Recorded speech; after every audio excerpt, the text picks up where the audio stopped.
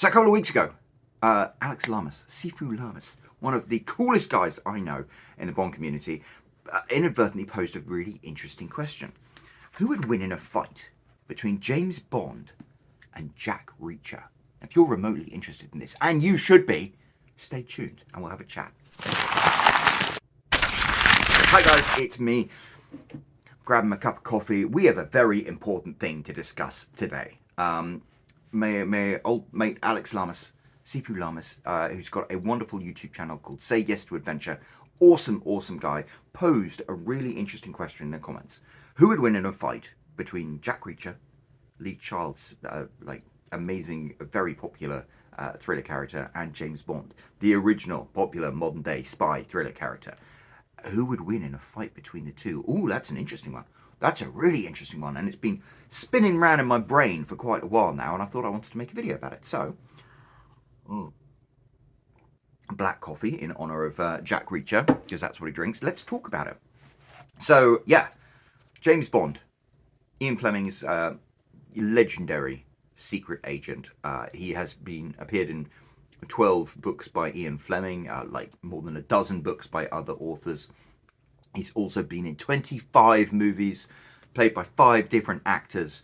So he's a big deal. But there's another big deal, and that's Jack Reacher by British author Lee Child. He's written 25 books in the Jack Reacher series. They made 2 movies with this wee little chap, Tom Cruise, who did a really good job, I'm not going to lie. But the problem is, at 5'7" and like 170 pounds or something, he is a wee little man. And the whole thing about Jack Reacher is a big boy. He is huge. And that's the whole point of his character. And that's where it's kind of interesting to compare the two. It's like if Jack Reacher and James Bond had a head-to-head, who would actually win? I'm really interested in talking about that. And I thought about it, and you know, the issue that we have is there are the literary characters, and then there are the movie characters. So let's have a discussion about that, and maybe compare a fight between the literary James Bond and Jack Reacher, and then a fight between the movie and TV Jack Reacher and James Bond. So I think that would be an interesting way to approach it, and I also think it would be an interesting way to approach it kind of in 2 ways. We could approach it, one, with the Jack Reacher scenario, which is James Bond and Jack Reacher suddenly find themselves in proximity and have to fight it out with no preparation, just like raw, violent, get down to it. And that's a lot of what happens in the Jack Reacher books. And then let's also take the wonderful way Ian Fleming used to play these games of cat and mouse between the good guys and the bad guys. The Man with the Golden Gun was a great example, where James Bond managed to infiltrate Scaramanga's gang, and he was playing cat and mouse the whole way through, trying to plot when was the perfect time to strike. And then Scaramanga was also suspicious and probably plotting the perfect time to strike. So let's have 2 scenarios in both our movie and TV and our book things of them just finding each other face to face and having to slug it out, and then them maybe having a couple of days in proximity playing cat and mouse, knowing at some point the coin's going to drop and they're going to have to fight it out, but they'll actually have some prep time. So I think that's kind of an interesting thing. And let's put that scenario into both the literary version and the movie and TV version. And to do that, with the literary version, we'll take the literary characters as they are written and use their biographical details to do that. The movie versions are slightly different, obviously. Like Daniel Craig it's very different in many ways to how Ian Fleming wrote James Bond. And you've got 5 different actors to pull from. But let's maybe look at like Daniel Craig as the most recent James Bond versus, we're not going to use this wee little fella. He did 2 great movies. I really enjoyed these movies. I thought they were really good. But let's use the Jack Reacher from the Amazon Prime show, played by Alan Ritchson, which was perfect. Alan Ritchson was oh my God, what amazing casting. Because he's just a big dude. And in that I think it was a 10-part TV show on Amazon Prime, I watched it with my dad, and it was brilliant. Really close to the books as well. But let's take that Jack Reacher, because that Jack Reacher seems like much closer to what Lee Child envisioned. And I think Daniel Craig as James Bond, I think that's a good modern day iteration of James Bond to pit against each other. So does that sound good? Okay. Right, I think so. Let's start off with book versions. And we'll go ding ding, round one, which is going to be James Bond and Jack Reacher, the literary versions of them, find themselves head to head, and it's fight time, baby. So let's look at some of the biographical details first, so we can actually work out what our two protagonists are like. So we'll start off with James Bond, of course. James Bond, if you follow his literary biography, was born in around 1920. And so let's take James Bond at around the time of Thunderball. So Thunderball was written in around 1960. So James Bond would be around 40 years old. So it's a good age. He started his career in mid-30s, and by this time he's like peak Bond. I think Thunderball is really, I know I'm holding up Dr. No, but I think Thunderball is like where you've got like peak Bond. And so what do we know about him? He's 6 foot tall. He's 167 pounds. He likes to drink a lot, about half a bottle of spirits every day. He likes to smoke a lot, around like 70 cigarettes a day. But he's a pretty athletic guy. He is a very good boxer, very good knife fighter. He knows some judo, and he is a killer for Her Majesty. He is a blunt instrument. He is an assassin. He got his 00 number by killing people. And so I think that's very important to note, that he is a killer. He also served in World War II, and he has killed multiple people on multiple occasions, often through assassination, as in he is specifically assigned to go there and kill somebody. So he's a ruthless killer. I think that's worth pointing out mentality-wise. Then let's look at Jack Reacher.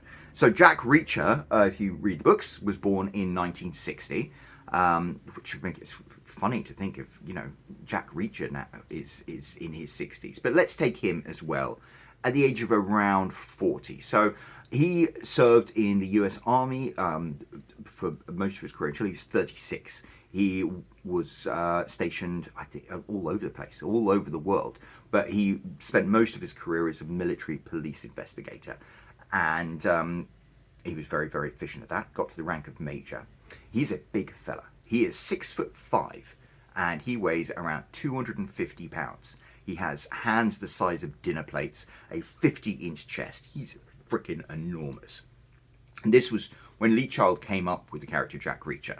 He based Jack Reacher to a certain extent on himself, because Lee Child may be British, but he is 6'5", and he's like a big fella. When he was at school, he used to get in scraps all the time, and he enjoyed having that physical, intimidating size and strength. That's the thing that characterizes Jack Reacher in the books. It's like he isn't scared of anything.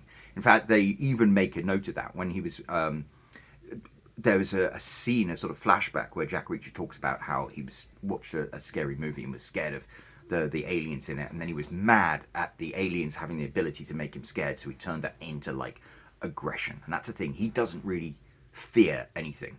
When he experiences fear, he turns it into aggression. He is a big, aggressive, no-nonsense guy. And he's a very, very capable fighter as well.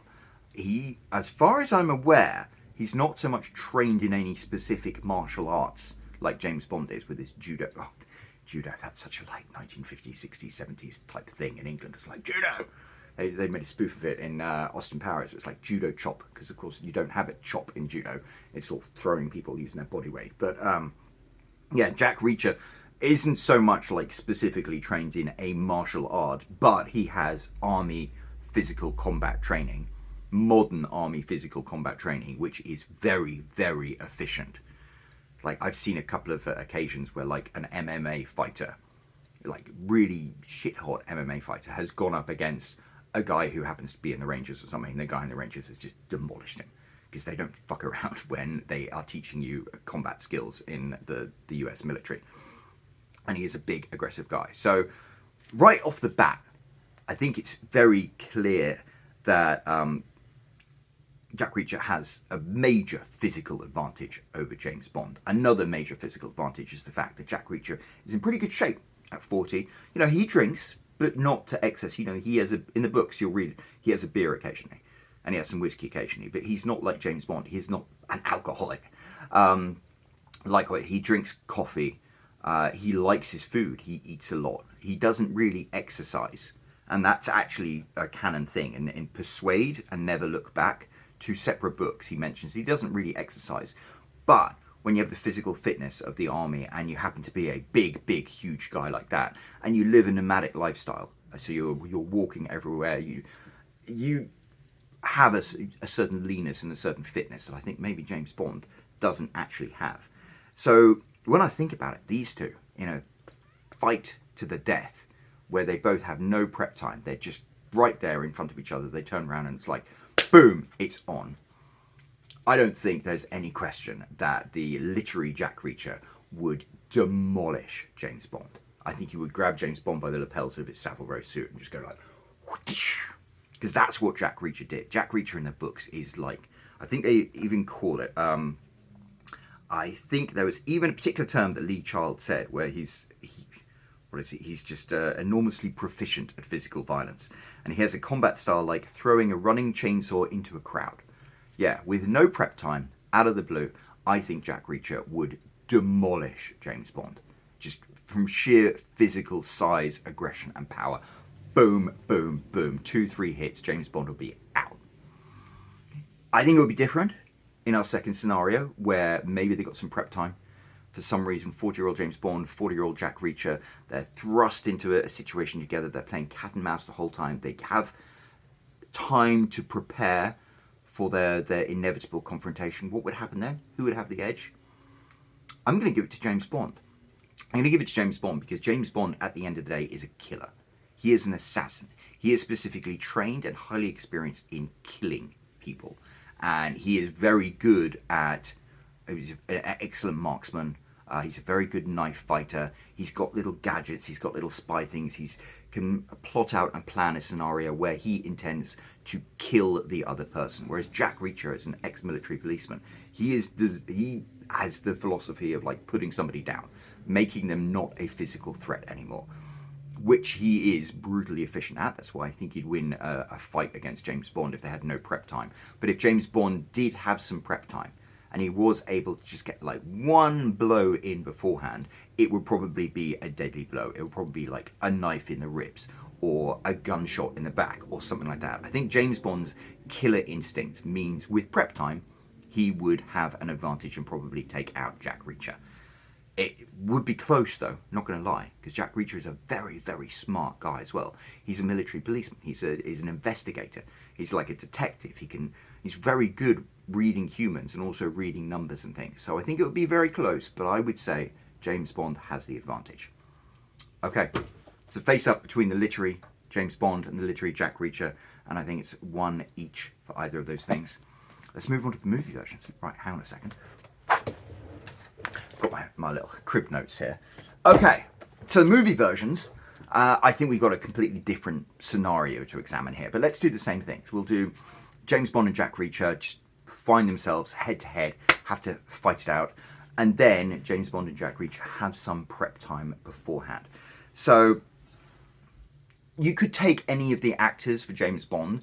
I think let's pick Daniel Craig, because Daniel Craig, from the moment he took his shirt off in Casino Royale, it's like, oh, okay, this James Bond could kill you, because he looks like a killer in Casino Royale. He's just like, he's built, but he's not built like a bodybuilder. He's built like somebody who could tear your head off. He is very physically intimidating. And if you look at the fight scenes, especially movies like Quantum of Solace, it's like he's brutal. He is a special forces guy who uses very, very modern, up-to-date fighting techniques, and he's a brutal and efficient killer. So very, very different to the literary James Bond. Daniel Craig, who plays him, is about 5'10", and he's 172 pounds, or I think he was when he did Casino Royale. So he's not massive.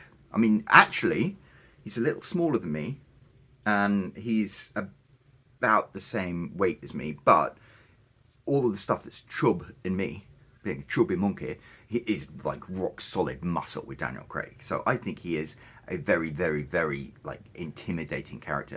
You could also take Sean Connery. Sean Connery, back when he made the original James Bond movies, he's 6'2", so he's much taller, and he was 165 pounds, so he's much leaner. I think Daniel Craig is really, if you had to pick one of the James Bonds to go to bat for you, I think Daniel Craig would probably be the one you want to see in a fight. And let's compare that to the Amazon Prime version of Jack Reacher, who's played by Alan Ritchson, who's a wonderful actor, who really conveys the physicality of Jack Reacher in the TV show, although a lot of that is kind of done with the angles of the filming and stuff, because he's actually not as massive as Jack Reacher is.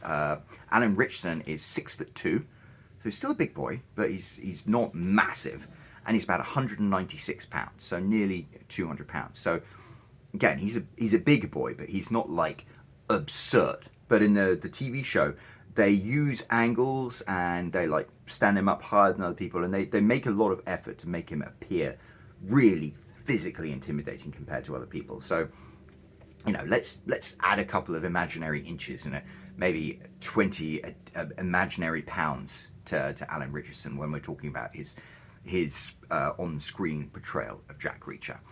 So how does that work when the two fight each other? If they fight each other with no preparation time at all, they round the corner and it's like, oh, you're Jack Reacher, and he goes, you're James Bond, and then they start slugging it out. Who's going to win?